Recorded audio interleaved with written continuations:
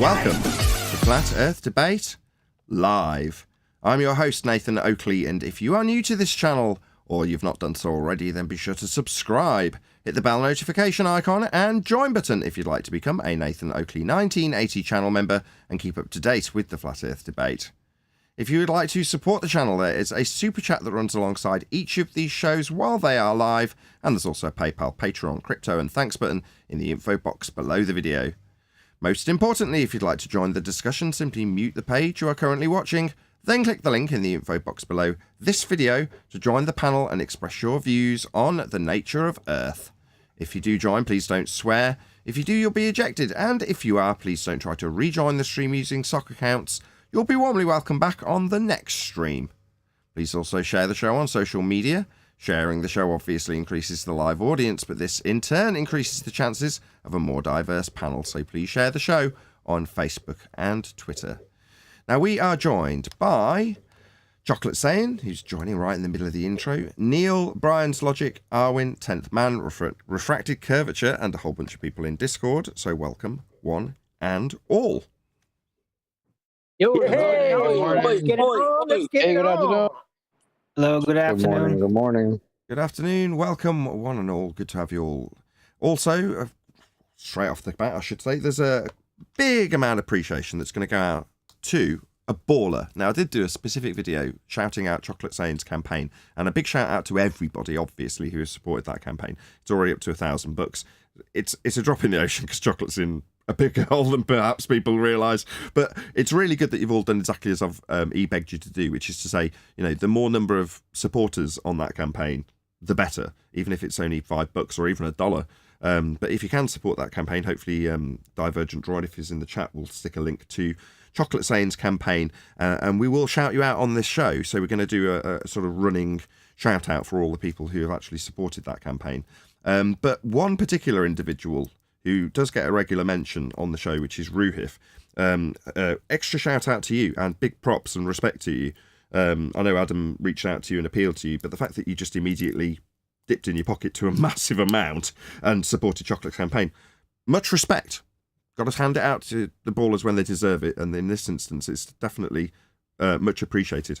The fact that you can sort of set aside your differences in regards to the subject matter and say, oh, right, somebody who is in the same community, which it is. You know, it works both ways in that regard, and it's nice when it's positive when it does work both ways.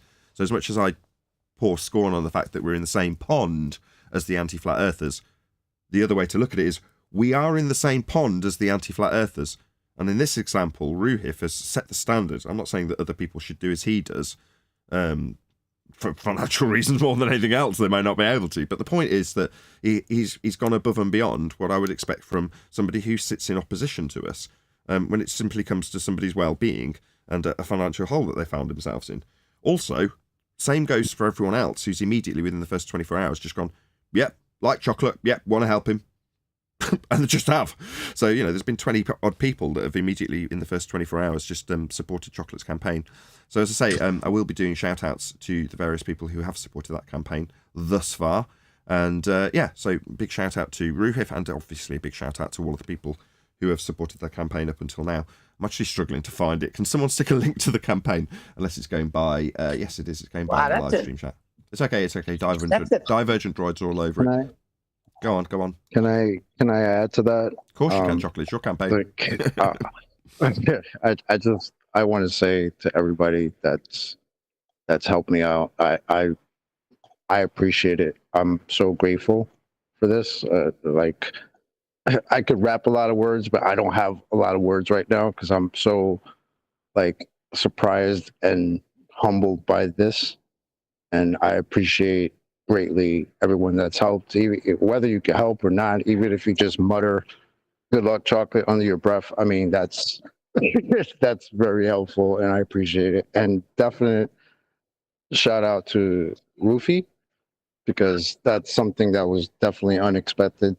And I have to give extra props, just because that's a baller, and just putting down the topic and just saying, instead of baller and flat earther, it's a human helping another human being, and that's that's like really humble to me. So thank you, man. I don't know if you're listening, but appreciate it and appreciate every one of you guys.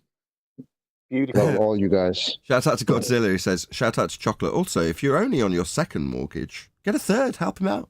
Right, I'm going to do some shout outs. You God. Right, I'm going to do some shout outs to all the people who have actually supported the campaign so far. So there is quite a few of them. More than it will let me list for some reason. Just see. Oh no, if I extend it down the page, it does. Let's just see if I can do it this way. See all. Show more. We will get there eventually, ladies and gentlemen. I promise you, we will shout out absolutely everybody in this campaign. Show more. Man, just give me a full list. Okay, here we go. So, big shout out of appreciation to Michael Kahn, James Mays, the anonymous contributor, Dave Scott, Michael, me, ignore that, Thomas Parker, Soundly's Banana Cam, Disco Guava, Cannabear, Thomas Long, Glenn Williamson, that's Ruhif, woo, Skeptic, which is presumably Skeptic 936, Timothy P. Southwick, Goldie, Anonymous Donor number 2, Retro Bill, Anonymous Donor number 3, which I believe is actually Paula, because she did actually specifically say it was from Paula. Dave Rudge, also shout out to you, my friend. Del West Watson, thank you very much indeed. Another anonymous contributor, that was the one, it said shout out from Level Up as the comment. And of course, Godzilla37, who just super chatted. So thank you to all of you who've supported the campaign. Now, if you do happen to support the campaign while we are live streaming, we will shout you out. So, you know, as I say, there's going to be a link that's going by right now. And during the hour, if people do actually contribute right here, right now, we've got a shout out on the show. So hopefully there will be a few people that support that campaign. Anyway, anybody want to add any comment before we do move on? Because we didn't do a couple of housekeeping questions. Then I believe there is a follow-on video from yesterday. It might not be the same videographer, but certainly there is another video to be covering. Any comment? Well, I would say that Glenn Ruiv, he actually has given the things in the past, so he is generous in the past too. It just wasn't as noticeable, so he is willing to help out. And I've noticed that from some of the borrowers in the past, they're willing to help out sometimes financially with people. So I mean, it's just nobody wants to be in a bad predicament, regardless of what the world is. So it is a human trait. So, yeah, I mean, if we were in GTA, he would be getting respect points, right? And he has. He's gone up in my estimation. You know, when someone like Adam, and kudos to Adam for reaching out to him, because you've got to basically go cap in hand to your enemy and go, we need help. And in this case, the enemy, if you want to call him that, Ruhif in this example, has gone, all right, fair enough. I understand. You go, wow, marvellous. It's just, that's a bit of a shock, like we're all saying. But it just does. It's got the best part of 10 minutes of the show mentioning this. So you can probably tell from our reaction that we're a little bit taken aback. But it's nice when those things happen, right? Well, the thing about it is that we can't really know any of these people on the other side because we only know them as opposition. We don't know them as people. Now, with some of them, I could say, yeah, they're probably not much different, right, in real life. But a lot of them, when you do actually have a conversation with them that steps outside of this arena, you find out they're just like people. Let's just say, it's like everyone was surprised when they found out that Bob Townsend, who's Dr. Bob, was an advocate for the likes of cannabis being used medicinally, stuff like that. Do you know what I mean? Nobody expected that, from Bob, because he looks and came across so straight-laced. But he's an ex-military man, and he saw how this type of treatment would help people that he knew who had been. I've got to stop you, Brian. From what I understand from that, right? Number one, he doesn't want that necessarily being made overtly public, and number two, that's probably why, because you've wrapped up probably why he doesn't want that to be overtly public, because of the impression you gave when you're like, oh right, well, there was me thinking he was straight-laced. Well, he is.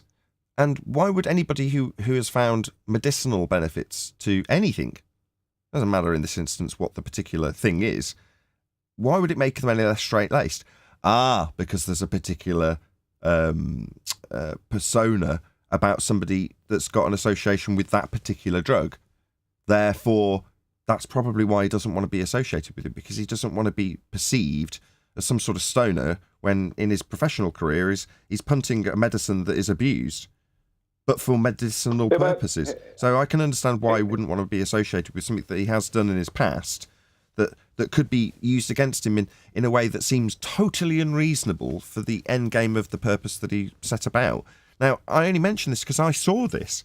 Now, I wasn't at all surprised. I'm like, yeah, if the guy's punting stuff that's got benefits, why wouldn't you just punt it? Good for him. It didn't make me feel either way until I saw some of the comments. And I'm like, yeah, I understand now why you wouldn't want this being exposed. Not because there's any detriment to your career or your impressions that you would give to your average medical professional in the same field. None of those things. Just your average Joe dickhead is going to tar him with a certain brush because of the thing or the particular medicine that he's punting in that instance. And you think, yeah, I don't blame you. I've got a lot of empathy for you going, no, I don't really want that public. Yes, it's not because in any way I'm ashamed of what I've done or because I think it's to my detriment in my professional career, but there's tossers out there. That would be the only reason that I would think that he wouldn't want that particularly promoting, and I know he doesn't. I've seen him react to it. I understand that, but the only reason I even brought it up was because it was already made public. So I'm not trying to. I'm not trying to stop you. I don't think he's a stoner or anything. I'm not saying he's that. He thought about the medicinal side of it. Sure. This is it. I'm not trying to stop you either. And don't get the wrong end of the stick. It's like when somebody puts across a globe argument and I vehemently argue against them and shut them down. Then they're like, well, I was only trying to put it. It's like, yeah, I want you to. I'm glad you are, because it's a good discussion point in regards to our opponents. In this regard, a different opponent that hasn't just given generously to somebody who's in need. Well, this is a different scenario, but it's a good discussion because it brings us back to Ruhif, right? Ruhif lowered in my estimations when he sat next to George Netting, rest in peace, and basically said that he was for the idea of Brian being attacked in his career because of his opinions in regards, correctly, to how Coriolis effect would affect a turning Earth, right? And how we would experience that, and how we don't. Now, because of their misapprehensions of Globiolis effect, that's Ruhif, felt justified in saying, yeah, it's perfectly reasonable that the man's career is gone after. You're like, well, that lowers my estimations of you quite considerably. Now, in this case, he's redeemed himself a little bit by giving generously. And you go, okay. You can then almost rationalise his attitude towards Brian Mullen and go, okay, some people can just be dicks as opposed to being a dick. Some people just are dicks on certain days with certain topics because they're passionate about them. It doesn't make them assholes overall. And this is an example of that. Now, some people are. No offence, I hate to speak ill of the dead, but George Netting was an asshole. Just through and through. Yeah? Well, obviously, Ruhif isn't. He just has certain asshole traits that occasionally come to the forefront that lower people like me's estimation of him. Well, sometimes you can claw that back. With $250. Hey, Nathan, what amazes me is the amount of grief that we give him, and that's for him to be so generous. It's shocking, but thank you. I try not to give Ruhif grief. He's taught me more about putting a flat plane in a globe than just about anybody. Well, I mean, Nathan, how's that geometric horizon working out for you there, Rufy? Oh, that won't stop. No. But he's a good sport. No. Don't get the wrong end of the stick. That is not going to stop. But occasionally with Ruhif, I'll pour personal scorn onto an example, which I'll be less inclined to do now. But as for how's that geometric horizon working out for you, Rufy? Now, that's not going to change. My argumentation form, which is that's part of the banter that I would assume he wants to come for. He doesn't want me calling him an asshole. He wants me to say, how's that geometric horizon working out for you? Because he's got a position in that regard. It's about the debate. So that's never going to change. Well, look, I think what happened with Brian Mullen was he was the first, up to the point when Brian Mullen joined, there was nobody that was publicly, maybe Adam, right?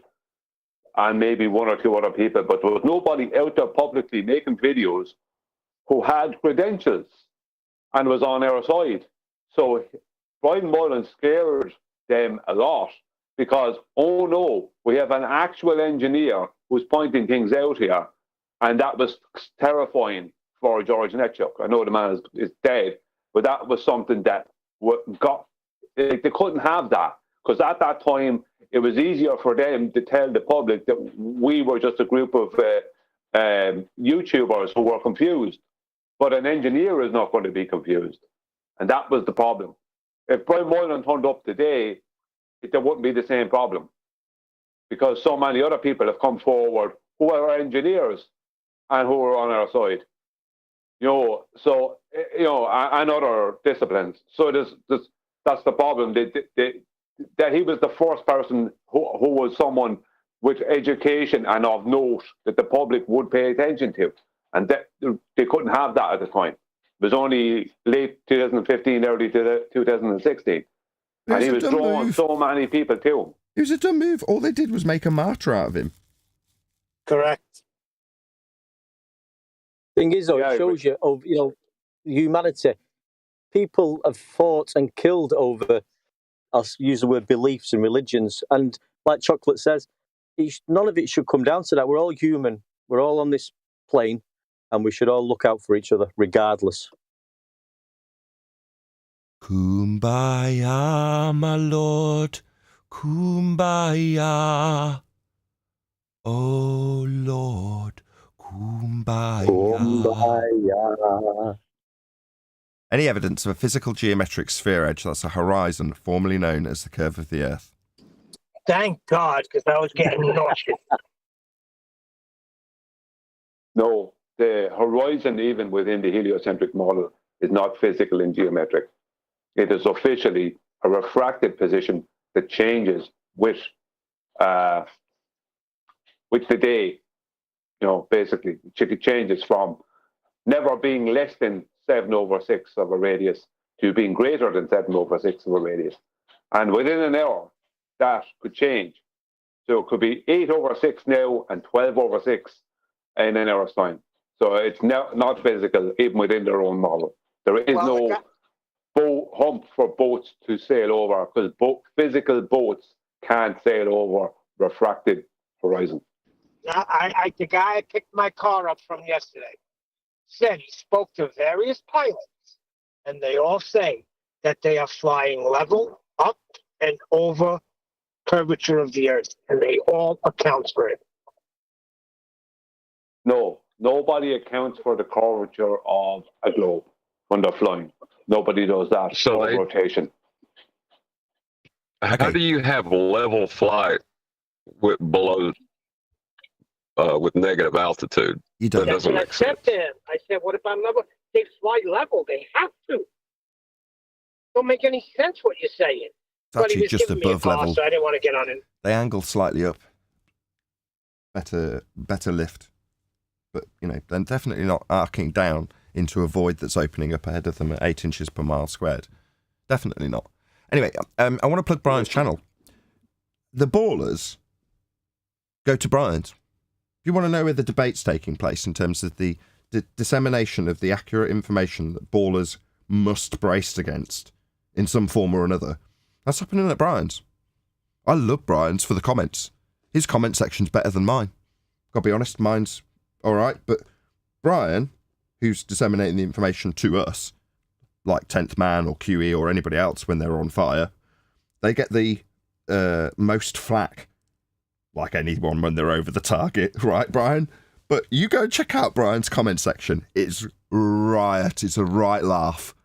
Because they're scrambling around all over the place. I go in there and just pot shot them. So the last video Brian made, I was in there going, shh, don't mention 90. It's just great. They give you 5 paragraphs. And in response, I read it and I go, yeah, got it. Don't mention 90. That's like a few words. And then a little chuckling wink or whatever. That's all I have to do. And then I can bugger off to the next comment. And I can do that 5 times in about 3 minutes. Them, on the other hand, they're writing paragraph after paragraph telling Brian how he's straw manning them and stuff. It's hilarious. It's great.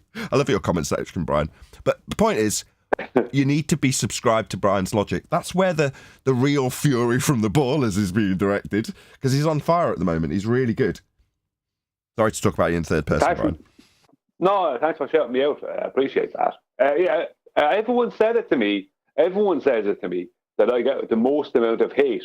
Now, I think Flatside actually gets it worse. Now, I could be wrong, but I think Flatside actually gets it worse. But I do get a ridiculous amount of disgruntled ballers in my chat, and they can never address the issue. Most of them, if it's, let's say, some part of celestial navigation, most of them don't understand it because they've learned it from other ballers. So they're trying to say things like there's a tangent being sent from the eye line to the horizon. You know what I mean? This kind of stuff. Not understanding, no, it can't be a tangent because the horizon needs to be in a horizontal with the water underneath the boat for dip correction to work. So they think dip correction is a correction. A lot of them think, or did at least think some time ago, that dip correction, let's say, was a correction for how far below the eye, in degrees and minutes of degrees, whatever, that the horizon was, because they're trying to somehow add in the horizon and their refracted horizon and how that is added into every dip correction.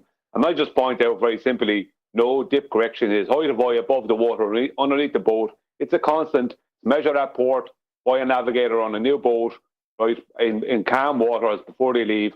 And if they do 1,000 sightings after that, or 100 sightings after that, it's always the exact same correction. So they get a lot of stuff mixed up. They think because refraction is added in nowadays in the almanacs, in the more recent almanacs, to the dip, but only when it's below 20 degrees. They're not adding it in any big amounts above that. And the refraction that's added in is celestial refraction. So it's about how the stars appear to slow down once they go below 20 degrees, right? It's how it's rendered. It's like the star is basically heading into your horizontal, and that's why it's starting to slow down. I basically do think it's purely optical and not as in purely perspective and not refraction. But it doesn't matter because they just need to give it a constant, right, within the mathematics. But they don't. The ballers mix up things like they think that is their 7/6R standard and greater than standard, which is terrestrial refraction, added in. Is like, no, it has nothing to do with that.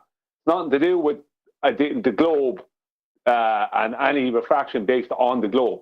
Because what that means, their refraction, their 7/6 and greater than 7/6 is a constant on their model, which means that their globe is not a circle, let's just say, from pole to pole. Their globe is an arc length of a circle, and it changes in its degree of arc depending on how much over 6R they need to add. And most of them have never known this. They think the line of sight has been bent down over a globe of 3959. No, a globe of at least 4618 radius and greater than 4618 radius is being flattened out. So your line of sight is a straight line of sight to an object that should be below their horizon. And even though the plane between, let's say, sea level between the observer and an object will always be horizontal, what they do is they make sure the line of sight is straight, and then they put a little curve in. They add their effective radius afterwards. So this is what they do. It's a lot of kind of little mathematical tricks, but it's only why they do all these things. Why do they do it? Because they have a belief that this is reality. So they can show themselves in an orthographic diagram how the observer is seeing something horizontally, let's say what they would call horizontally, which is going to be a dip angle, but underneath there's actually still a curve between that location and the observer. And so when you turn that back into a 3959 ball, it looks like, if you would show this orthographically, as Rumpus and many others did, they show this big curved line of sight going over a globe, the curve of a globe out, a geometric horizon, to a location.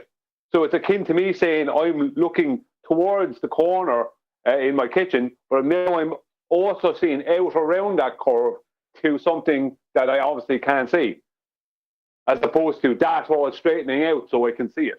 Because you can only see in a straight line. If you're looking forward, you see in a straight line. You'll never see, if you're not seeing a curved line over something, that doesn't happen. So most of them just don't understand their own refraction claims.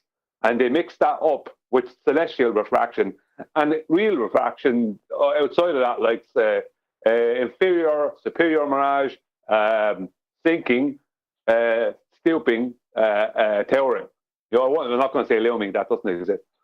You know, so they mix up. It's the bait and switch, but the bait and switch they do to themselves in their own head. Go on, John. I was just going to say those four types of refraction that you mentioned can only be demonstrated on a flat plane, and all of their geometric and refracted horizons exist below surface level. Like, it's delusional. Well, yeah, I mean, that's one of the things I point out with some of my videos, and more recent ones as well. I pointed out several times about how they could never get a correct, let's just say, a correct latitude from their eye line to the horizon if the horizon is refracted off of a globe to Polaris. But it never worked because you're dealing with an horizon that's going to be based off of a bigger globe, so the latitude and longitude grid is not going to fit that for a start. And secondly, you can't do dip correction because what you're looking at has to be below the water in elevation, below the elevation of the water underneath your boat. So your depression angle is going to involve a core that's all going to be sideways. You know what I mean? Because they don't understand that you can't use a refractor, even on the globe. Like, if you have to have a geometric horizon of the globe. You have to be able to see the globe's geometric horizon to even get close to getting your latitude. And you'll never actually get it correctly because you can't do dip correction. Because your horizon is below the water, the elevation of the water underneath your boat. So, John, just so people understand, what John is talking about is all their maths. When he says all our maths are below surface level, that's the point. They're all below horizontal. None of them deal with horizontal because they can't, because they're on a globe. So none of it works in reality. But it will work orthographically, mathematically. Below surface level, mathematically. Yes. Yes. Okay, we've pondered just the one housekeeping question for today, I think. So we're going to move on to the video that was suggested by 10th Man yesterday, but we just didn't get to it, which is, wow, this is a big YouTuber. So this is What If YouTube channel. And as I would hope they would do for me if they were to ever respond to what we're about to cover, I have no idea what that is, I'll read the title in a second. I would hope they'd share my link, like I'm doing with you right now. So if you can just let this YouTuber know, Nathan Oakley 1980 sent me. I think there might actually be a particular way to do this now in YouTube, which is to say that if you want to say somebody's talking about you on YouTube, like with Twitter, you do it by saying at Nathan Oakley 1980 sent me.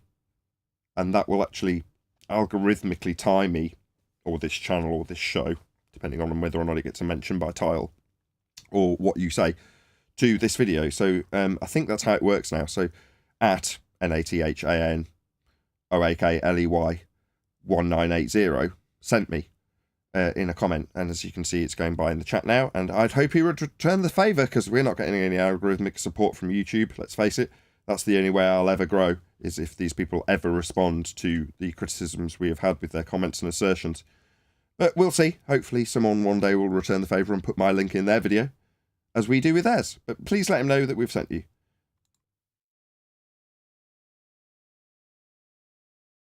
Okay, got no sound from it. I should have checked this before the show. Right, a couple of buttons. Flat Earth. Wow, that's loud. Okay, let's just lower that down a little bit.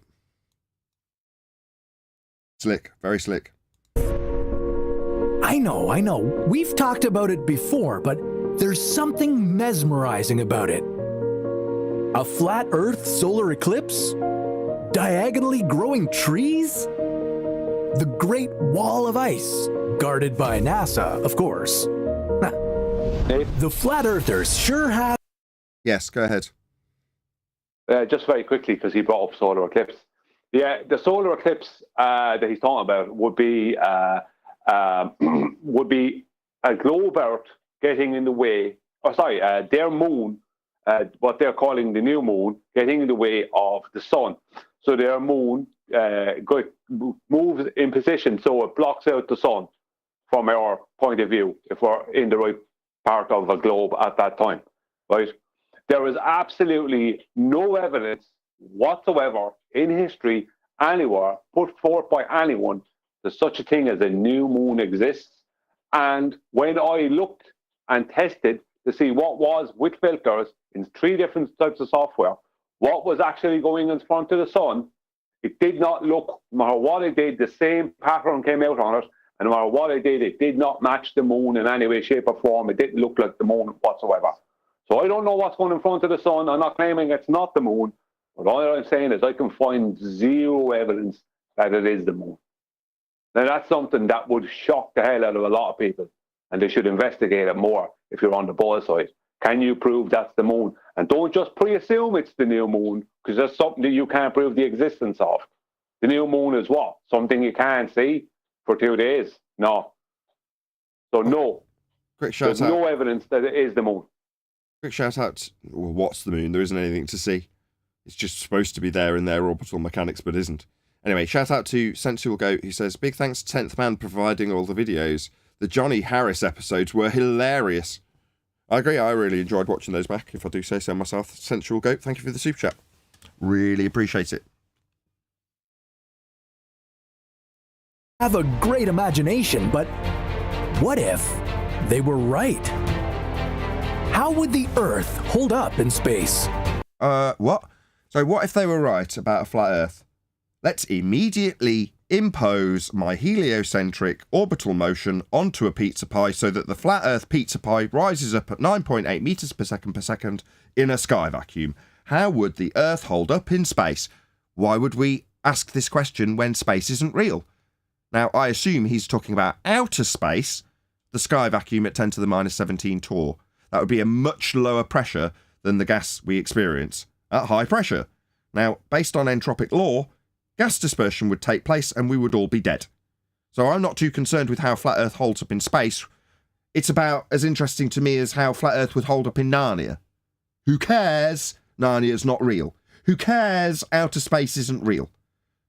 But we're going to question how it would work within your heliocentric paradigm. How absurd. This is the... I was listening yesterday, even afternoon, guys. This seems to be the main problem with these guys, isn't it? Is their ability and desire to conceptualize this thing in the same heliocentric way of things. They can't seem to step outside of their own rigid system. The only way in which a flat Earth can exist is as a hurtling pizza pie. All of them don't seem to grasp just the gas pressure without a container, the implications of what's being laid in front of them. It's not just the shape, it's your whole worldview. Also, advanced heliocentrists like Einstein, relativist theory, has a flat Earth rising up through space. So, is he making fun of Einstein? I know, but there's a solid 109 people watching, which is great. Obviously, share the show first and foremost. But we've got a chocolate saying campaign going. And literally nobody has supported it while I've been running this show. So I was hoping to do a few shout outs to people. But yeah, it'd be great to get the numbers of supporters up. So obviously, I'm not suggesting that you give as generously as Ruhif did.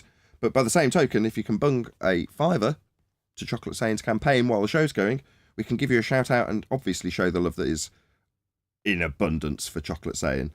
So please share the campaign link. If you're one of the moderators in the show, please bosh it out there. So hopefully someone will click on it of the 100 people. If just a few % of that do that, that would help the campaign along nicely. Given that we are the second to this particular campaign and both, I don't know if, did Flatsoid do something on it yesterday? I know Arwin and Quantum Eraser did. There was no Flatsoid yesterday. He's come back to me, so I'm going to use the video. I think he's going to play it.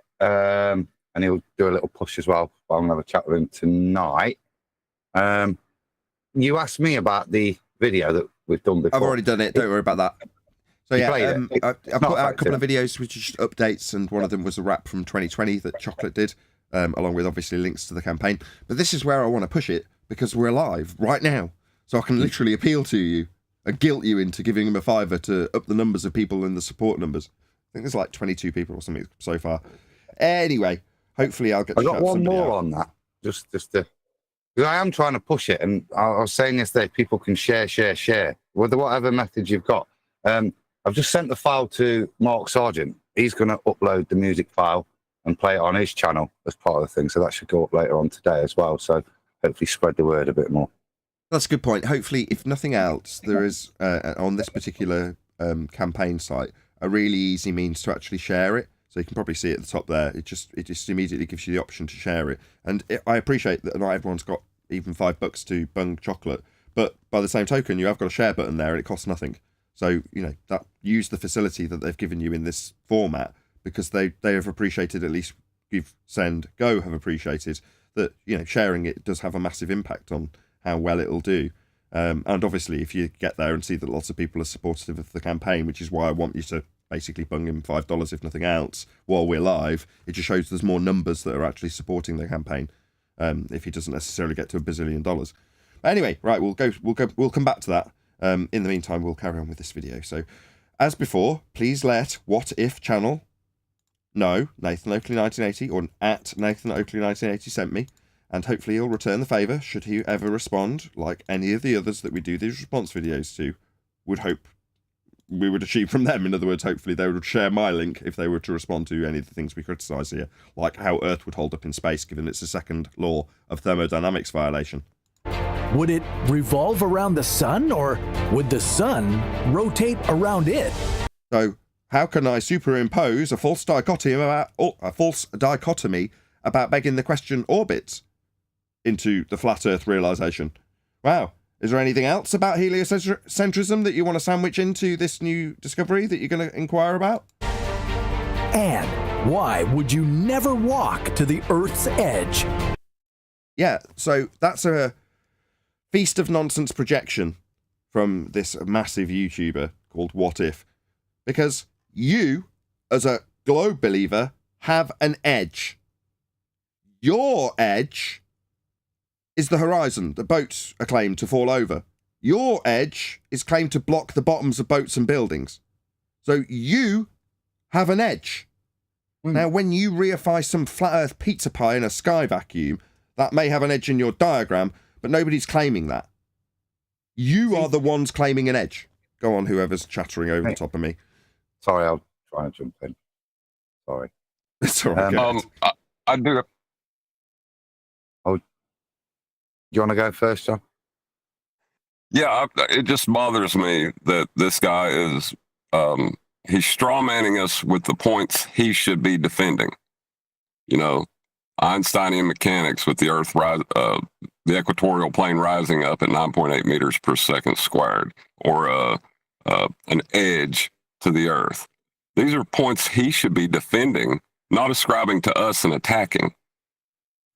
It sounds like the reason I was into is he's not going to do that. Is he not going to impose an infinite plane on us there with that question?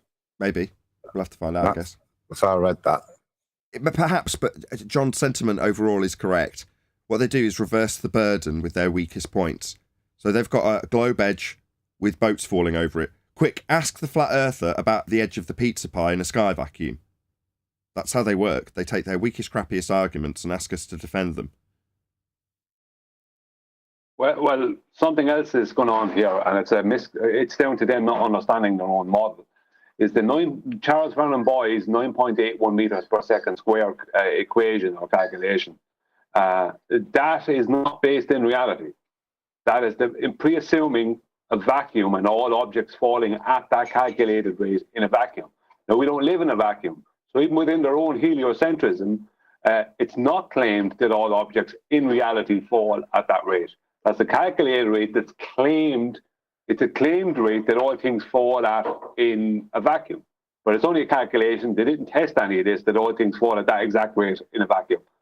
So them trying to strawman us with that is not just a lot of nonsense because it's connected to them and their model, but it's also them not understanding the 9.81 meters per second squared. They're not understanding it's not based in reality. It's based in the pre-assumption of the vacuum. So a lot of what we deal with comes back to them not understanding their own claims and their own model. This is What If, and here's what would happen if the Earth was flat.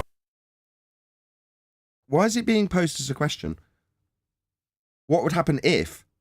No, what would happen if you reified your orbital motions and sky vacuum into a pizza pie version of a flat Earth rising up through space? That's what you're actually asking. Because the Earth is flat. It's measurably flat. It's navigated flat. The grid system that made the globe is flat. I hold on. Go ahead. I agree with John. Why is this guy talking about this and not bringing forth proof of its ball Earth? Because he's asking the question of what if Earth was flat, Neil. Well, the thing is, right, if he wants to assert the sky's a vacuum, why is he not bringing proof of gas pressure without a container? If he wants to prove the horizon's physical, I don't know how you would do that. It's obviously ridiculous. But, you know, I don't get the putting the crap on us like that when it's the points he should be defending. Yeah, it's a reversal of the burden of proof. He's got a claim of a sky vacuum, so he puts the pizza pie in a sky vacuum. He's got a claim of an edge, so he asked us how the flat Earth would work with its edge. In case you missed the news on the Flat Earth channel, here's a quick recap. This won't be our claims. This will be Feast of Nonsense. You watch. For thousands of years, the general public thought that the Earth was flat, and... How the hell do you know what the general public thought for thousands of years? Have you surveyed them? Where's the statistical data to show that? Now, obviously, this is in positive assertion for us, but it doesn't matter. It doesn't matter what the standard is. It doesn't matter what you're pro or con when you're putting down this crap. We need to see it. We need it backed with evidence if you're going to make that assertion. Now, if you're going to say we make that assertion and we go, oh, that's quite a good assertion, I'll take that on. I don't do that. If I'm going to assert that thousands of years ago people thought the Earth was flat, I need to see something to actually show that. That's contradictory to one of the previous videos we've just done with the other guy pulling up his pictures where he was stating quite categorically the opposite. It was only recently we started to rethink that the Earth was flat, and that for thousands of years, with his woodcut from the 17th century, demonstrating that all the way back to ancient Greece, they thought it was a ball. But this guy's now saying the opposite. It's part of the Enlightenment that we realise it's a ball, is it? But contradictory historical timelines from the two ballers is. Adam's referring to Johnny Harris, which got a super chat in regards to how hilarious it was pulling apart his assertions. But correct, what we're getting is a contrasting view to Johnny Harris, who says that for thousands of years we've known it was a ball. And it's only recently, since Rowbotham and Mark Sargent, that we've all realised it's flat. But we're all delusional and not trusting the consensus of thousands of years of scientific understanding that Earth was round, as in a ball. Now we're hearing thousands of years they thought Earth was flat. All right, okay. Well, that isn't his claim. He's claiming that we claim for thousands of years they thought Earth was flat. Oh, of course. So it's where he would say, we've known for thousands of years it's a ball. He's now projecting that in reversal of burden onto us to justify as though we've stated for thousands of years people were saying it's flat, when they probably didn't give a second thought for thousands of years until they were told it was a bloody ball. That must be a new thing, because my son said the same thing the other day. He said, 1,000 years ago, they thought the Earth was flat. Well, maybe they did, and that's why the ballers have to come up with 2,000 years ago in ancient Greece nonsense. But I have seen zero evidence. I know it's not a point most people stick on. They just kind of leave these things go, but I can't leave these things go. I've looked into it. There many years ago, there was no evidence that the Greeks claimed the Earth was a globe. Nothing. I have seen not one thing in 8 years. So that's not true. Everything revolved around it. Then, Nicolaus Copernicus came around with his spanking new theory. So theories would be based in this context on validated experiments based on a hypothesis after observing a phenomena you want to know the cause of. This is not a theory. Right? Nicolaus Copernicus hasn't come up with the theory of globe Earth because it isn't a theory. The theory said that the Earth wasn't flat Not a theory. and definitely not the center of anything. His observations led him to believe that our planet is orbiting the sun. That wasn't down to observation, that was down to calculation. But here we are, 500 years later, and some people around the globe are convinced that the Earth is flat. Well, how would this even work? Let's see if he actually...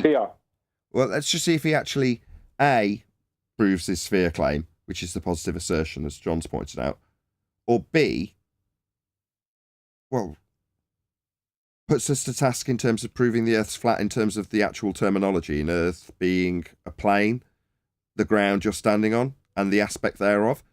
Let's see if he actually addresses that. Well, I just want to point out something very quickly to Freebo. I don't want to take up too much time. No, go ahead. He said thousands of people, but now thousands of people around the globe are claiming it's flat. Why did he have to say globe? Why can he not say thousands of people today are claiming it's flat? Why, when you hear the globe added in, whether it be on television or in these scenarios, that's fear. They have to add it in because that's them telling themselves it is a globe. It is a globe. It is a globe. Because they can't prove that it is. Yeah, they've been indoctrinated to have the automatic assumption that it is a sphere, so in every description it's going to be automatically assumed to be so. Therefore, when it comes to them begging the question, well, of course, like I was saying, you flat earthers around the globe. Yeah. Form in a spherical shape. One word, gravity. Form a spherical shape because of the uneven distribution of mass bending space-time, as opposed to mass attracting mass? No, I'm going to say no. See, fourth dimensional space-time isn't real, and gravity isn't a force. I wonder if he realises that there's 5 different gravities. Probably not. This is a very mainstream channel. This is going to be the lowest standard there is. Preferred content, people. Please let him know. Nathan Oakley 1980 sent me. At Nathan Oakley 1980 sent me. So that hopefully he'll return the favour and put a link to my video so we get some support from opponents. That's the only way we get support, by the way, from our opponents. Not from YouTube. Is what's pulling matter together equally... Pulling? What, like a force? Already ballsed it up. Give him 7.18 million subscribers. Yeah, what do you mean, pulling? Gravity's not a force, it can't pull anything. Yeah, bending fourth dimensional conceptual space-time isn't a force and doesn't pull. Were you unaware? It's only been 108 years. From every side. Why is he talking about what happens hundreds of years ago and he doesn't even appreciate that gravity's not going to be pulling anything because it's not a force when that was outdated 108 years ago? Yeah, you're not even up to date with your own bloody rhetoric. You're 100 years out of date. And as a result... Good. I was going to say, it's not like he can give the actual rhetoric now because he's made fun of the pizza pie in a sky vacuum, which is Einsteinian's, concept of the Earth rising up. So he's not going to be able to do that. So he's kind of in a tricky position. It's necessary for his model, unfortunately, because at the beginning he makes the assertion that the planetas, the wandering stars, the wandering lights, are spheres of solid rocks, aren't they? Solid matter. That's what he's claiming. So he's got to have a causation for that. As nonsensical as what he postulates, i.e. gravity. But it's necessary because he's made that first assertion that those lights in the sky that have their own patterns to them are what he's now defined as a planet, which is what we're on also. It's the same as us, but different. And something needs to help form them into spheres. Matter forms into a sphere. Of course, this wouldn't be the case for a flat Earth. So based on your heliocentric understanding of a non-force force that you think of as a force, this wouldn't form a heliocentric flat Earth pizza pie? Wowee. How does that in any way address flat, an aspect, Earth, the ground we're standing on? It can't. You can only comprehend how it wouldn't work in your heliocentric orbital motions. Wow. Pathetic. Anti-round earthers think... Oh, wow. There's a familiar term. Where's this come from? 2 years ago, right around the time that we started calling people anti-flat earthers. Wow. Shocking. that there's no such thing as gravity. There isn't. The bending of a fourth dimensional space-time? Show me time. Now show me it bending. It's like, you can't. Yeah, that's right, because there's no such thing as gravity. It's not a force. You can think of it as a force, but it isn't one. Yeah, there is no fourth dimensional pseudo time bending. You'll never show it me. It'll never be a physical dimension. Beyond the mathematics of Einstein, there is no gravity. We only feel like there is because some mysterious force is accelerating the pancake-shaped Earth upwards. What? So, in your heliocentric motion, you've got the pancake Earth flying upwards. Who's making this claim? Are you going to specifically ascribe this to Einstein for your gravity that's not working on a pizza pie in a sky vacuum? This is pathetic. So you've retained 98% of your heliocentric belief and then just put a flat Earth into it and told us how it doesn't work. Wow. I don't May I suggest? Go ahead, John, first. I was just going to suggest that instead of him addressing us as anti-ball or anti-circle Earth or whatever he wants to call us he should know that we're advanced heliocentric experts and we understand how his model was created and we can do the same things with any flat plane. So just maybe to relax his mind so he doesn't, if he decides to respond, he knows. Tell you that you can't increase the speed for... Oh, go ahead, QE. No, that was Brian. Oh, go ahead, Brian. Sorry. I don't think he realizes that the upward moving out, even though it's been said already today, the upward moving out is directly from Einstein. That was his eureka moment when he saw a man fall off a roof while working on a roof. That was he called it the happiest moment in his life, supposedly, because it made him think about it from a philosophical point of view.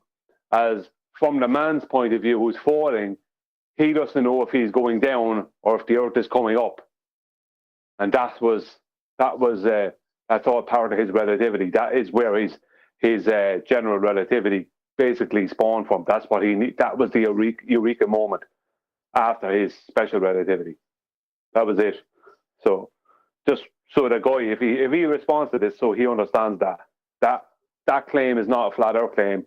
That is something that started with Albert Einstein, who gave you general relativity, which is the mainstay in your model at present.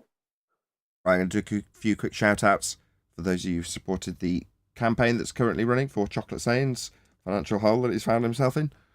So, quick shout-out to Blue Ridge Ranger. Really appreciate the support. Thank you very much indeed. Also, shout-out to Inigo, don't know how to say that, but thank you very much indeed for supporting the campaign. Really appreciate it. Also, JMels24, thank you very much indeed. And Blue Pill. So, really appreciate all of your support. Hopefully, we'll do a few more shout-outs before the show is over. Got 135 people watching, so there might be a bit of an extended show. We'll see. If we retain those numbers, please share the show. Forever. At some point, you'd be going too fast. Ugh. Does anybody... What? In his globe model, he's got us moving at 66,000 miles an hour through the solar system. But yet, when it's ascribed to a flat Earth, it's suddenly too fast. What the hell? And like I said earlier, it's purely the weakest aspects of their claims, which is the horrendously, ludicrously fast speeds that Earth's claim to be travelling. I mean, it's millions of miles an hour around the Great Attractor.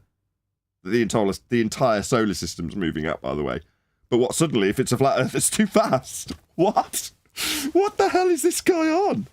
Again, mere projection of the weakest aspects of his own claim being projected onto us and our model that we don't claim. Pathetic. Well, I feel like as Brian kind of highlighted, the straw man he's building there is the Einsteinian relativity thing, where there is the ultimate claim that you're constantly accelerating at 9.8. So there is the point that, remember, he's criticizing Einstein and, in this case, the Flat Earth Society hijacking of Einsteinian relativity to create a force of gravity. Because the Flat Earth Society still want to do that, which is why they had that nonsense of it accelerating like that, which is ultimately going to be faster than the great attractor speeds in a very short amount of time. It is such a farcical claim, but remember, the farce is born out of relativity, and the Flat Earth Society trying to hijack Einsteinian stuff to explain why down is down and why, do you know what I mean? And why density and buoyancy work. That's what's the Flat Earth Society hijacked from Einstein, and that's what he's criticizing. He's not criticizing any flat earther here. No? Yeah, and within that claim, the Earth is flying up the way at 9.81 meters per second squared, not around something, not at an angular rate around something, up. So if it's going up, and everything else has to be also going up, everything else in the sky has to be also going up at the same rate. Because it's not going, and it's not because it's not going around something. He has his own globe claims mixed up, and he's mixing them up with non-correct flat Earth claims. If you want some real science, then Pound says he won't give a systematic experimentation based on a hypothesis in the next 10 seconds. yes, there would be gravity on a flat Earth. We ask daily on this show. We don't at the moment because of doing video coverage, but we do regularly ask for any scientific evidence from any of the fields of astronomy, cosmology, or astrophysics, and any scientific evidence specifically for gravity. The reason we ask for scientific evidence of gravity, because like this channel, What If, claims with the intonation being on the idea that science backs this notion of a non-force called gravity bending 4D space-time, would apply to a flat Earth because of science. No, there is no systematic experimentation based on a hypothesis after observing any natural phenomena because there isn't one for gravity. There's no natural phenomena to observe, as I suggested earlier. Show me time as a phenomena that needs to be put through the scientific method. Now show me you bending it as a researcher that can manipulate that which you assume causes the effect of bending space-time, when it's already described in the maths of Einstein as the uneven distribution of maths as the cause. So no, there is no science for gravity, and it wouldn't be applicable to a flat Earth. You're bending space-time. Total nonsense. Guy doesn't understand his own rhetoric. And it would be weird. The center of gravity on a flat Earth? Why are we talking about how gravity works? This nonsense of bending 4D space-time isn't going to be detailed here when he strawmans us with how it would work when we don't claim it as even existing. He's already claimed that. He's already explained that flat earthers don't think it's real, but now he's telling us how it wouldn't work on a flat Earth because science says it's real. What a bloody farce. Would be right here in the middle. He's making a big mistake there. Gravity as a force of gravity, attraction to a center point, that is purely a global claim. It can't be attributed to anything but a sphere, because only a sphere will have a central point, equidistant from its surface. So he doesn't understand that.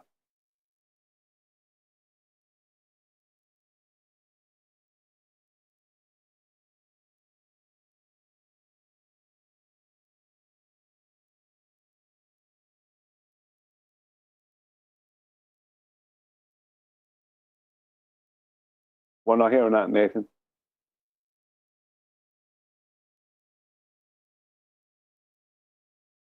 There's no sound.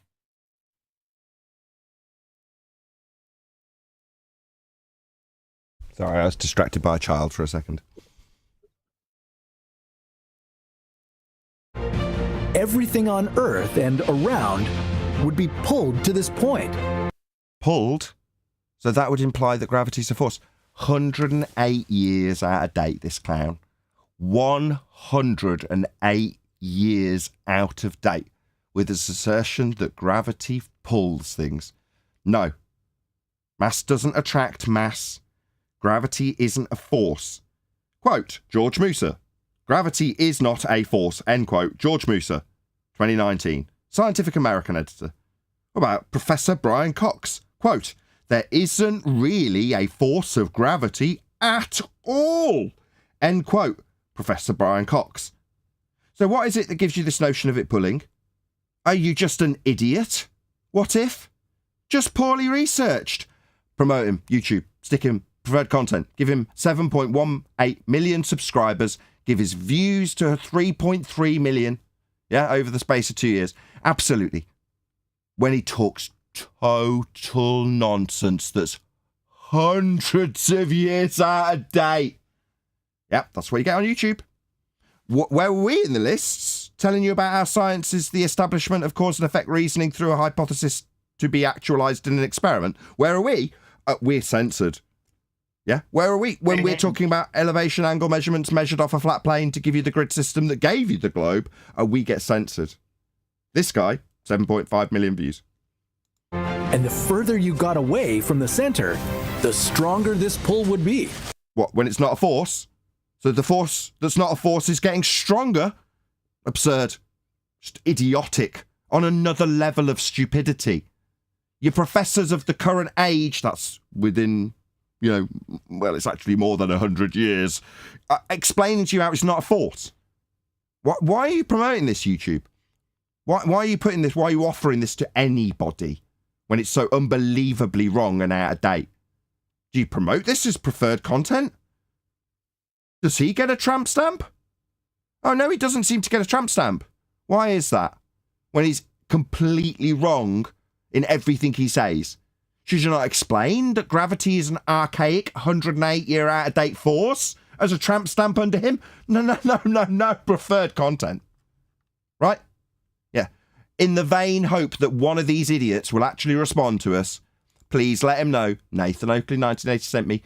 Hopefully he'll put a link when he responds and tells me how the non-force force that Brian Cox made explicitly clear isn't really a force at all, wouldn't be pulling him or getting stronger on a flat plane, straw man. At some point, it would begin to pull you downward, so you... Yeah, it's not going to do that, mate. It's not a force. You would have to start climbing. No, you wouldn't. It's not a force. This would be the reason why you couldn't walk to the edge of a flat Earth. Really? Meanwhile, you've got an edge that boats fall over that we debunked in 2020. You know, round about the time that you were making this video 2 years ago. In fact, after... You've made this after we debunked the physical geometric sphere edge at 1.2 times the square root of the observer's height in feet, because every distance measurement to it could be no more than that, as per your globe earth mathematics that assert you've got an edge for boats to fall over. So why are you telling us about how you wouldn't reach the edge of a pizza pie in a sky vacuum? It's because he's assuming Newtonian mass-attracting mass gravity on a flat pizza pie in space. And then, then that disk... You don't just stand on it, no, you're attracted to its center. So if you go further outward to the pizza pie with the gravity pulling everything toward its center, the more it's going to seem like you're actually climbing a mountainside. That's his point. It's so out of proportion, straw manish, it's ridiculous. That just makes him seem dumb. Yeah, that's why I'm so objectionable to the fact that it's got so many views. It's like, why? You know, do the platform that I'm part of not value credible information? Because this is preferred content. Well, Gravity. What? It's starved of detail, sensationalism. That's what it is. Be so strong around there that it would be impossible for you to make it. You might never see the gorgeous 45-meter tall wall of ice called Antarctica. So I told you, called it Feast of Nonsense Garbage. What wall? Antarctica? So because this Feast of Nonsense Garbage from the Flat Earth Society is reified by flat earthers who've got here and gobbled up all the propaganda, that suddenly means that we're not going to make it if a non-force force that you can think of as a force but isn't going to be pulling anybody stronger and stronger as they walk to an edge that you've got at your horizon and we don't claim. Yeah, this is absurd. Guardrailing the Earth's edge. Really? Well, according to the Feast and Nonsense propaganda. And you'd never learn what's on the flip side. Flip side to a ground that we would measure flat. Why would we be flipping it? Of course, it's flipping around and spinning in a heliocentric orbital motion while simultaneously going up at 9.8 meters per second as per Einstein's fourth-dimensional pseudo-Riemannian force space-time bending. Of course. Why is it that we know all of the aspects of this crap that this guy's putting out there and can pull them apart based on their fundamental inconsistencies with the current rhetoric and that versus the 108-year out-of-date rhetoric of a force that would pull you stronger when superimposed onto a flat Earth? Why is it that I can so concisely summarise the total nonsense and yet we are suppressed to the bottom of the lists while this guy gets millions of views? Why is that? But at least you wouldn't fall off of it. What, like you fall off the edge of your horizon-based sphere Earth edge at 1.2 times the square root of the observer's height in feet in physical geometric terms because it's a hill that boats fall over? At least you wouldn't fall over that. Yeah, we debunked that in 2020. The positive claim that you should be defending rather than strawmanning us with this garbage. You should be defending the fact that we've debunked your sphere edge for boats to fall over for you to prove that you're on a sphere with your edge. Yeah? There would be other side effects of this funny gravity. Funny gravity? I don't find anything amusing about a fourth-dimensional pseudo-Riemannian's force space-time bending when it's not a force and has no effect on anything. It's claimed to be an effect. The cause in the mathematics being the uneven distribution of mass bending time. Do you want to show me that? Can you show it me? Show me that time, then show me it bending as a result of mass and its uneven distributed nature. Can you show me that, clown shoes? No, you can't. Because it only exists in the maths. That's why it's got a title. Pseudo-Riemannian force space. Pseudo meaning fake. Sham, not real. That's Einstein's title for this geometry. Pseudo force space-time. Yeah? You think that's having a effect on things, do you now? Utterly absurd. Especially absurd when you superimpose it onto a flat Earth with a misapprehension of orbital motion when utilising a gravity that's current derived by Einstein as though the Flat Earth Society Feast of Nonsense garbage is capable of being debunked when it's actually the current rhetoric of gravity you're debunking, you clown. Objects closer to the edge of the Earth would fall sideways instead of down. Why? Non-forces don't do anything. You're an idiot. Gravity would also make trees grow diagonally on most... Why would a non-force force that you're thinking of as a force when it's not a force make trees do anything on a flat Earth? They wouldn't. Meanwhile, you think that that's zero gravity, is as you fall. That's what you think. You think that when you're at rest, you're accelerating. It's utterly absurd, but that's what you think if you comport to Einstein. Most of the pancake-like Earth, because they'd be reaching against the pull of gravity. The non-force of gravity? They'd be reaching against it as it pulls? How does it do that? Maybe you could show me time bending and then it pulling me. Can you show me? No, you can't. In the pseudo-geometry of Einstein, it's the uneven distribution of mass bending a geodesic in space-time. Not something capable of being visualised in a fourth dimension, let alone shown in physical reality. All the rain, snow, and hail would fall toward the Arctic at the center of the Earth. Right, here we go. Centre of Earth is again part of his superimposition of a fourth dimensional sphere Earth with an R value that's got a centre. So that's just being put on top of us like we need to justify it in the burden of proof reversal fallacy that this entire video has been based on. Precipitation would converge and start to build up. The oceans would get sucked to the center of the disk too, and form one big ocean in the middle. They're saying the oceans would be sucked to the centre of the disk, and one of the vague, crappy references that we occasionally get put in front of us is that level is actually water conforming to the center of a sphere by moving towards the center of it with gravity. Again, not comporting with a fourth dimensional pseudo-Riemannian force space-time bending, but we get told that water's pulled to the center of a sphere Earth. That's what we get told by anti-flat earthers. Now, this guy's rebuttal is to say, hell, man, if you had a flat Earth, it'd all be pulled to the center. It's like, is he so stupid that he doesn't realise that we could literally trim out his words and play them back to anti-flat earthers when they defy what level is? I mean, it begs belief. Give him 3.5 million views. A big concern would be the air pressure on a flat Earth. Oh, here we go. This is going to be brilliant. Air pressure? What, like the force it exerts on the walls of its containment? Would be a problem on a flat Earth. Now, I don't see how that's got anything to do with the ground that we stand upon and its flat aspect. But we're going to be talking about how air at pressure, that's the force it exerts on the walls of its containment, would be a problem for a flat Earth. Definitely projection.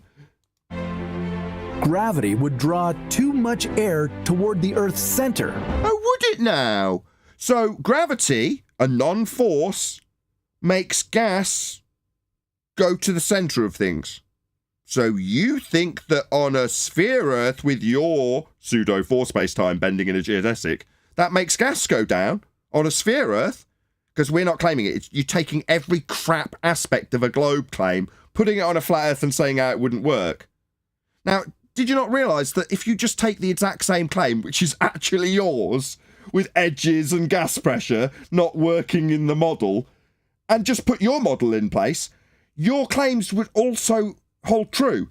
That is to say, how absurd it is to have an edge for boats to fall over, or how absurd it is to have gas pressure forming and going down or moving to the centre if you're strawmanning us with a flat Earth claim. No, gas doesn't go down with gravity. Gas expands in all directions. Doesn't matter which model you put it in, sphere Earth or otherwise, entropy is a law of nature. But we can hear the cries of the anti-flat earthers in the distance.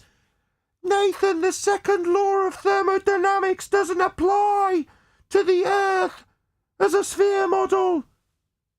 And that's how it boils down. Your model of a sphere Earth doesn't comport with the second law of thermodynamics. It simply cannot apply because all the gas would fill the sky vacuum. But yet you're going to accuse us of having gas problems, gas pressure problems on a flat plane, but because of gravity. Oh yeah, because obviously with Earth being a sphere, that problem of gas going down, go boom boom like bouncy balls, and the puddles of methane that we experience and the puddles of oxygen we experience, they're all resolved by a sphere Earth. Yeah, we don't have that problem with puddles, regardless of which model you assert it on. Meanwhile, gas needs to press on the walls of a container in order to achieve gas pressure, and your sphere Earth in a sky vacuum, or strawman pizza pie in a sky vacuum, don't maintain pressure. There's no containment in either. Not that we're claiming the flat Earth version for you to feel like you've done well by stamping on how gas pressure doesn't work. Leaving the areas around the edge with... Go ahead, Brian. Yeah, he's doing the same thing as all these people do. Like Dave McKeegan, he's just Dave McKeegan with more subscribers. You know, and Simon Dan with more subscribers.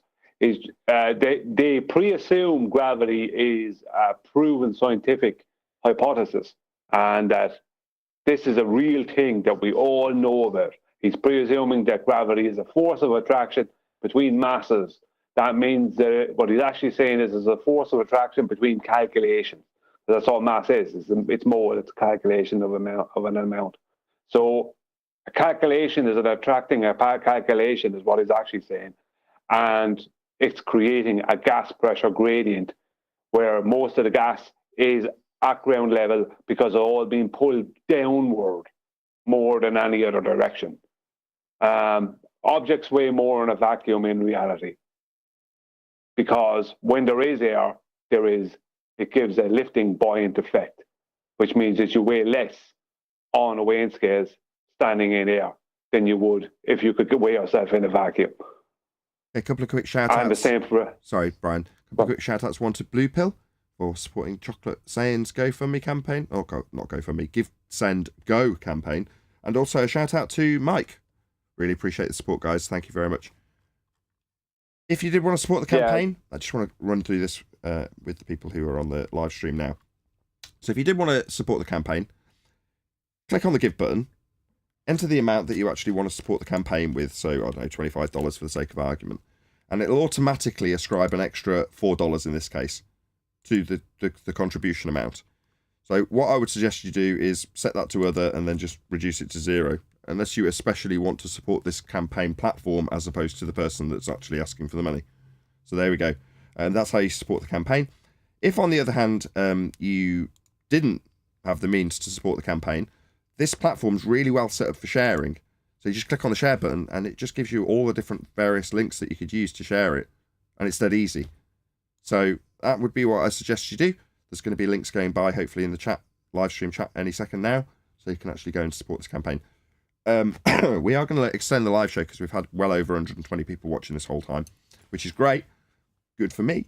But we will shout out any other supporters of this campaign if they support it during the live show. We've upped it by $100 since we've been running this live show, so I'm really pleased with that. That was what I was hoping. I was hoping we could get it up by about 10%, which is great. So kudos to all of you who supported. If you can, bung a $5 into the campaign just to increase the numbers of supporters that are actually supporting their campaign. It just looks good. You know, when people come along and go, oh, I wonder if this is a popular campaign. 25 people have supported it. Well, definitely. It just encourages others. So if you can bung Chocolate a $5, that'd be really appreciated. If you can bung them $1, it just adds to the numbers. Anyway, we'll get on with this video. With no air pressure at all. That would be bad because people living in a flat Earth Australia wouldn't have enough oxygen to breathe. This is literally our argument for how the globe Earth wouldn't have gas pressure. And he superimposed our winning argument onto a flat plane like it's going to work as a straw man argument. I mean, don't get me wrong. Almost 3.5 million people have watched this video and have presumably nodded along as it's got 65,000 likes. You know, it's been exposed to 7.18 million people as he talks about how a flat Earth would leave people without enough oxygen to breathe. No, you know, you need to maybe look up what gives you gas pressure. And you can look at NASA, if you like, your own little citations, because they describe it as the force exerted on the walls of the container by the gas. Well, there's no containment in a heliocentric sphere Earth, or in a pizza pie in a sky vacuum. Not that we're claiming it, but you're undoing your own argument. I mean, we might trim out some of these parts. In fact, I'm going to play that again, so that we can use it in rebuttal. You know, just not with the flat Earth attached to it, you know, because we're not claiming it. But ultimately, your words are useful against a globe Earth. Is around the edge with no air pressure at all. That would be bad because people living... I want to play it again, Brian, so I've got it clean. But if you chatter over it, I'll just try that again. Form one big ocean in the middle. A big concern would be the air pressure on a flat Earth. Gravity would draw too much air toward the Earth's center, leaving the areas around the edge with no air pressure at all. That would be bad because... Go ahead, Brian. Yeah, I'd just like to point out something that I don't think people take on board enough. If objects weigh, it's about two things, gas pressure and temperature. If objects weigh more in a vacuum, and they do, then there is no explanation for how there is a gas pressure or gas pressure gradient on the globe model. They have nothing at that point. There is no heliocentric model at that point, because what they have to claim is that their gas pressure or gradient and gas pressure is being created via a force of gravity. Now, a force of gravity can't exist if objects weigh more in a vacuum. That's the end of that. People there is living nowhere in else to go. flat Secondly, Earth Australia wouldn't have enough oxygen to breathe. hang on. There's a second point. We have two temperature gradients, not one. The first one is from surface up to 10 miles. The second one is from 10 miles up above. So temperatures are about minus 51 degrees at 10 miles up, and they start to rise after that. That's two temperature gradients that meet at 10 miles up in the sky. I'm not going to say why that's important. Leave that up to people to have a think about. And if you lived closer to the middle, where the Arctic would be, you'd be crushed by the weight of the atmosphere. It's essentially utilising an old crappy version of a Vsauce video with gravity. He's taken that concept and dumbed it down one stage too many, to the point where it's actually useful for us to debunk their claims of a heliocentric sky vacuum. Whereas at least when Vsauce did it, he wasn't doing it with atmospheric pressure in terms of the force he asserted on a wheel, when he juxtaposed the idea of a gravity with a force onto the wheel. Now, he did that with how Earth might work if it were flat by his conception. So when Vsauce did it, at least he did it in a way that allows the audience to understand that he's proposing a way to visualize the Earth, as opposed to taking an aspect of heliocentrism with gas pressure and imposing it onto a flat Earth to say, oh, it wouldn't work. You know, this guy's just obviously nowhere near as good as Vsauce. I mean, not that the Vsauce magic trick was particularly good, but this is dire by comparison. So let him know. You know, Nathan Oakley 1980 sent me. I'm sure, obviously, given how absolutely tiny we are, this guy would easily be able to squash us in our claims that he's completely incorrect with his 108-year rhetoric when it comes to a non-force force that he's using as a force to say that a flat Earth would have air pressure pulled to the centre, leaving people without gas pressure, even though gas pressure requires containment. Let him know. Nathan Oakley 1980 sent me. The chat has got my name on it, Nathan Oakley 1980. There's the link to his video. Hopefully he would do the same for me if he responds. You said Nathan Oakley 1970 for a moment there. No, I didn't. That was weird. But not for long. A flat Earth wouldn't have a geomagnetic field around it. Why not? I mean, we do have magnetic fields, but suddenly because the Earth's flat, we don't. Again, his inability to be able to conceptualize flat, an aspect, Earth, the ground we're standing on, beyond his sphere Earth, because he's now going to suppose that the molten iron core is creating the magnetic effects on a sphere Earth. And if we didn't have a molten iron core, we wouldn't have the effects. It's like, no, this is going to be his positive claim that he's superimposing onto us again with the burden of proof reversal fallacy. This field is generated by the movements of the Earth's core. Called it. And, well, a flat Earth just wouldn't have one. Called it. Nothing would be holding our atmosphere in place, and... Sorry, what's holding a sphere Earth in a sky vacuum's atmosphere in place, pray tell? Gravity. The magnetic core is doing that. No, he said gravity was doing it. And it would cause a problem on a flat Earth because it would all go to the centre of it. All right. Why? What's gravity? Bending force space? But yet you're saying nothing is holding our atmosphere in place. Yeah, that's true for a sky vacuum-based heliocentric sphere Earth. Because gravity doesn't make gas go down, go boom boom at 9.8 meters per second. Gas expands in all directions to fill whatever availability of volume it has to fill. That's how gas behaves. So likewise, you know, over and above your flat Earth straw man you're holding here, right? We're going to ignore that and point out that nothing would be holding our atmosphere, that sphere-shaped air oxymoron, in place. Now notice on his diagram, the air isn't sphere-shaped. So obviously his oxymoron atmosphere that he thinks the air is, atmo being air, sphere being a shape, as opposed to air taking the shape of its containment, his oxymoron doesn't apply to this flat Earth that he's strawmanning us with. Because where do you see sphere-shaped air? There isn't any sphere-shaped air, my friend.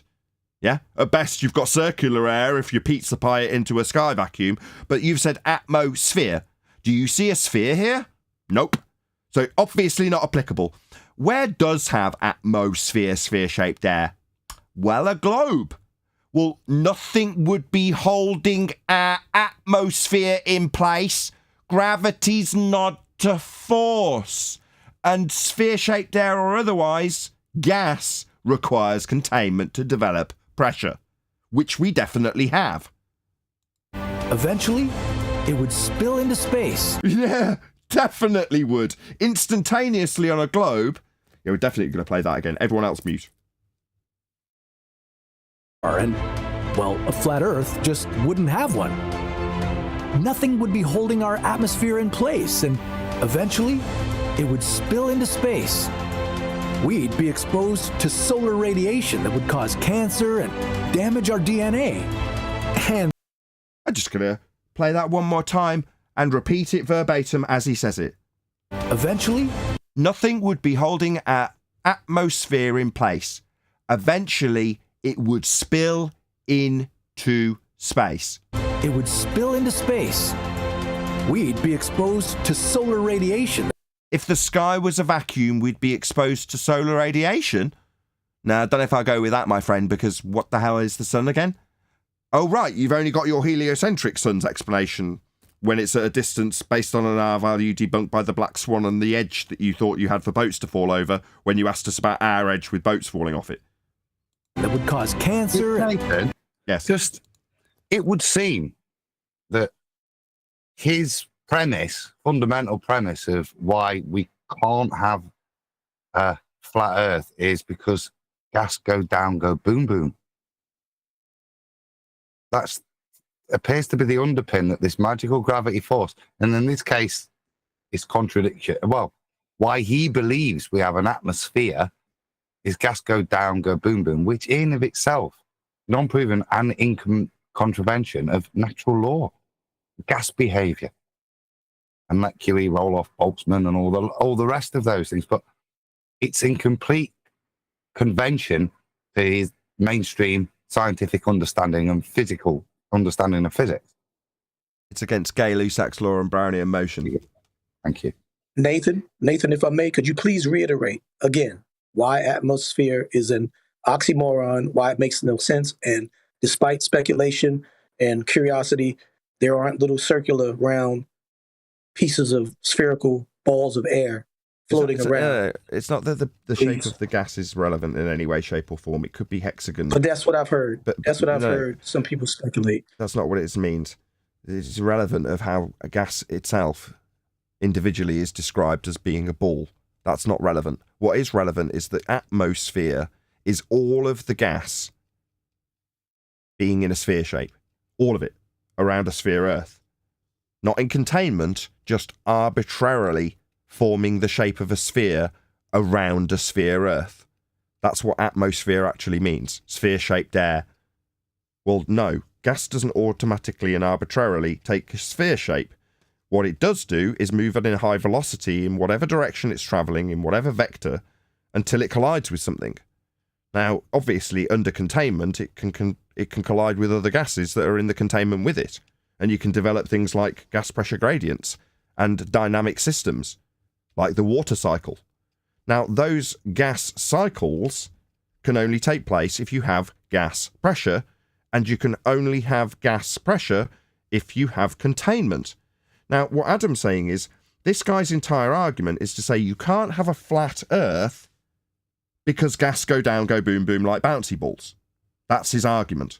And we're saying, so if we debunk What If's claim that regardless of how he strawmans us with this claim on a flat Earth, gas doesn't go down with gravity, eradicating every bit of your strawman, but also eradicating your globe Earth in a vacuum. Because in the same way he's claiming that all of the gas would sod off into space on this pizza pie, if I just put a globe in place of this pizza pie, the same principle he's detailing also applies. Because gas doesn't move towards the centre of a sphere Earth, because on all positions that are relative to you if you're there down, gas isn't doing that. All of the gas in this example with a pizza pie, or in a heliocentric example, if I was to make this pizza pie into a sphere, all of the gas would fill the space the same as he's describing. Makes no difference. So he's just debunking space and a sphere Earth in it. Not a pizza pie, just because you put the pizza pie in space and then debunk that gas pressure wouldn't work. Just means we're getting a 2-for-1. Yeah, your straw man is irrelevant. It doesn't debunk a flat Earth in any way, shape, or form. It just debunks space. That's what he's doing. What if he was a wanker, just pulled a switcheroo too? Did you catch it? No, I didn't. What switcheroo would that be?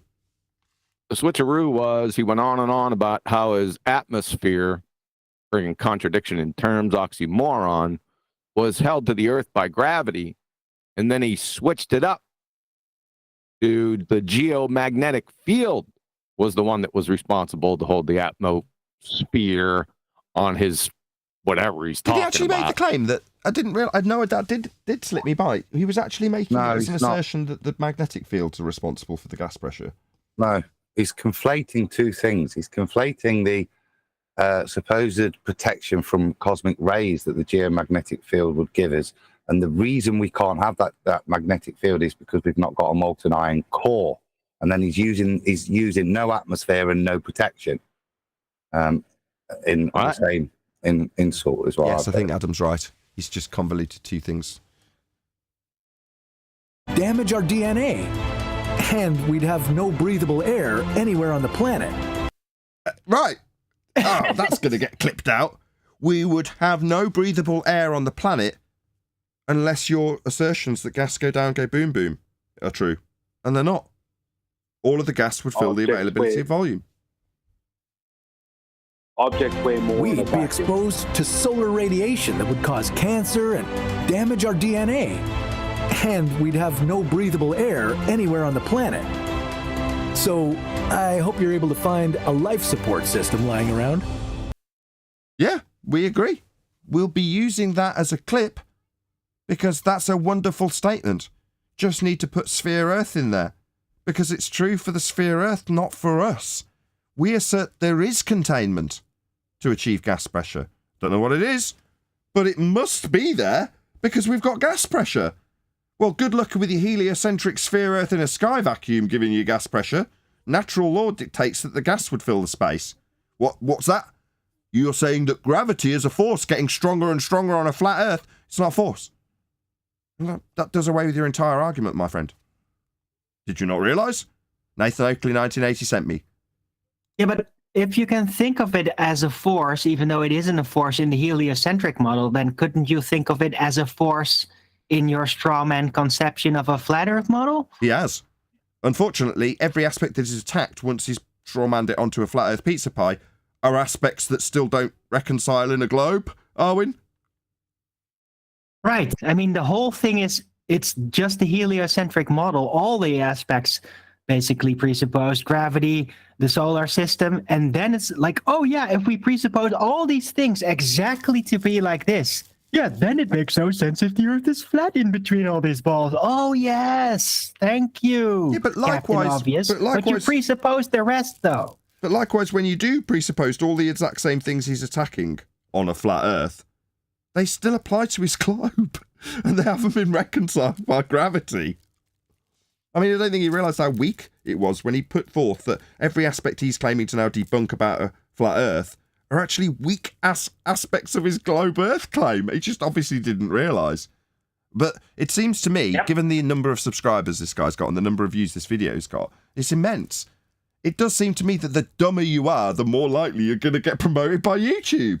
That's just how it seems. In terms of how it stacks up, the bigger YouTubers like Johnny Harris and this guy, they're the dumbest of them all.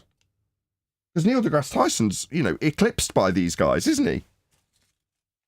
By that standard, does that mean that I'm smarter than you, Nathan? If you've got less subscribers, I'm not saying that having less means you're more smart. I'm just saying that if you put out the dumbest shit there is, you'll get 3.5 million views and you'll have 7.5 million subscribers to put the crappy video with nonsense in it too. That's just how that is how it is. I mean, what can I say? That is fact, isn't it? No, I agree with you. It does happen. And the biggest channels really are not the most state-of-the-art in performance or anything. They just seem to be the most generic, bland, overgeneralized people. And they're not really good examples. They're not somebody to look up to at all, the people that get real high numbers. So I agree with you. Well, it's like the mainstream media. YouTubers bought into the idiocracy of the world and are promoting it wholeheartedly as quote-unquote preferred content. I keep saying it for a reason. And I keep demanding that people go and let this guy know that we've critiqued his video by saying Nathan Oakley 1980 sent me. It's because that is the only way we will ever move forward in terms of our numbers. That's the only way. Because what you need to do to achieve 3.3 million views in this subject is talk about 108-year out-of-date non-force in terms of what it would do to a flat Earth. Just the biggest pile of garbage nonsense there is gets the most views. That is a fact. Nathan. Yes. Nathan. This gas pressure thing. Has he at any time in his imagery shown what the ancients, as they call them, the cultures that show a celestial sphere dome as a container over a flat circle? Does this pizza pie have any containment for gas pressure to even exist in, or is it just showing a pizza pie going up? Just the pizza pie, no containment around it. Okay. Except so for the ancients... No, the ancients have something here more than this guy. Because all the ancient depictions show containment over a circular plane. Right. He's just ignored that to make his straw man work. Atmosphere, atmo, -air, aka sphere-shaped air/atmo air, weather within around a sphere-shaped container, is presupposed to spherical-shaped Earth belief, says D. Rose from the Super Chat. Thank you very much indeed for the Super Chat. Really appreciate the support.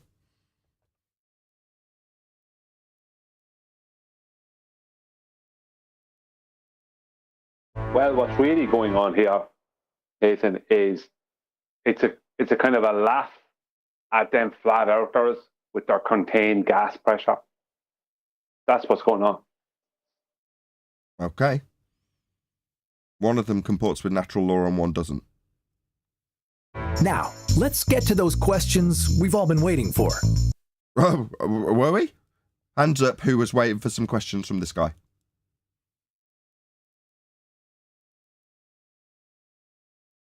Looks like you totally misjudged your audience, my friend. Ad break, my bad. Would orbit what in this arrangement? Sorry, what would orbit in your presupposed spherical assumption with a pizza pie transposed into it? That's the question we've all been waiting for, is it? No, we ripped it apart the moment you mentioned orbits. The fact that you're now going to attack orbits with a pizza pie in them is just absurd. Day and night cycle? What would give you the day and night cycle in your heliocentric model when it's all based around you moving around the sun on a sphere? When we can debunk every single aspect of that positive assertion that you make about the day and night cycle. Or time zones? Again, those are based on a flat Earth, Cartesian, got it, grid system, and how they've been superimposed onto things like the azimuthal equidistant projection, or as it is map. Well, go on. Sorry about that. I stepped on the end of what you're saying. No, the time zones are all screwed up. They've had to screw them up to fit a globe.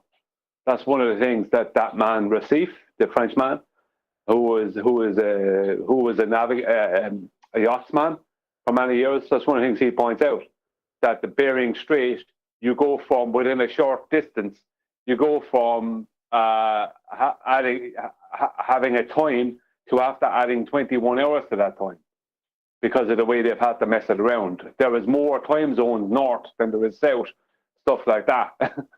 And there should be 3 time zones or 4 time zones in Australia, but there's only 2. You know, this kind of thing. They're globes, time zones. The time zones we are told we have are all based on their globe, and they're all out of sync and out of whack. Right. They're all convoluted and mutated to fit their globe. I covered this in 2014. It was one of the very first videos I did. I'm sure I've mentioned this recently because we're covering maps a lot. But when Mappy Martin, I was about to call him, when Martin Leitker, aka Flat Earth British, and I were looking at maps together, that was one of the first things that we discovered, the discrepancy in the number of time zones. So if you look it up, you'll never find this video, even if you type in this exact title, and I can't be bothered to dig it out. But you can try. It's called, I think it's called 27 time zones on a flat Earth, or something like that. And all I do is just show all of the time zones and count them on a video, and go through how they're all in different positions, and how they've moved, as Brian's just described, some things that want to be a day ahead, 21 hours ahead. You're like, how does that work? It just messes it. There's a certain portion of the Gleasons that when you've got the time zones drawn on it, it just goes all over the place. The lines are all over the place. But yeah, it's a really weird one. That's where they've messed with stuff. The other thing that confirmed that, pretty much off the back of that video, although it wasn't directly associated to it, was us tracking the sun to see where time and date said the sun would be at your zenith, to see if it matched with what they said the time zone the sun was in was. And it didn't. There were several examples where it simply did not match. Somebody was showing their sun at their zenith, directly above their position. I remember one distinctly because the woman picked up a plant pot to show the shadow underneath it. But it wasn't matching with what time and date said in terms of where they said that time would be. Because that's what it's going to be based on. It's the zenith position of the sun. Well, it didn't match. That's the bottom line when we were tracking the sun. The whole thing's a sham, as Brian points out. The best example, if someone wants to look it up with datelines, is a place called the Diomede Islands, which are too tiny. They're in the Bering Strait. And fair enough, they've drawn the line down there, straight down the middle. And they're only a few kilometres apart, these two islands. So you think, well, maybe one of them is one day, one's the next, about an hour apart. There should still only be an hour apart if these things are equal. But they're not. And it's a kind of a stitching, because they're 21 hours apart in terms of the time and dates, which makes no sense, because any line should be a division of one. But in this island, the way in which they've shoved it onto the globe creates this anomaly of a 21 hour. Look it up. It's called the Diomedes. Perfect. With that, I'm going to say, if you are watching this on either Nathan Oakley 1980 or Nathan Oakley Premiering Streams, then stay tuned, as there will be an after show to follow. Unfortunately, though, if you are watching this live, this is where we bid you farewell. So another massive thank you to all of you. Smash the super chat, liked, commented, shared, subscribed, hit up Chocolate Saying, so I was about to say GoFundMe campaign, Give, Send, Go campaign, and all that good stuff. Once again, stay tuned if you're watching on after show. A massive thank you to today's Discord and G+ panels, and I will see you all in the next video.